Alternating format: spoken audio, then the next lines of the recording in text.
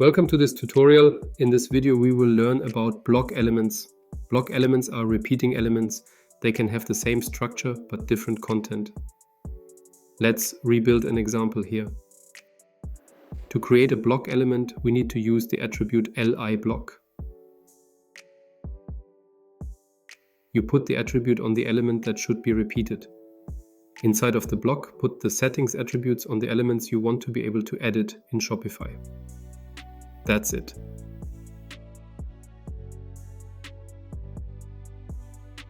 When converting, we can see that in this section we can now create multiple elements of the same block, but we can fill it with different content.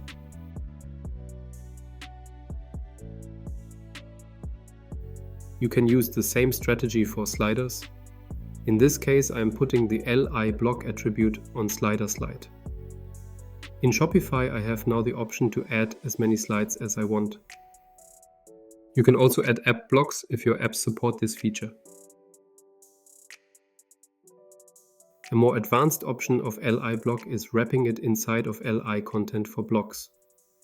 This way we can have different blocks inside of a wrapper and are able to adjust their order. A good use case for this is a complex rich text or creating a form with flexible fields.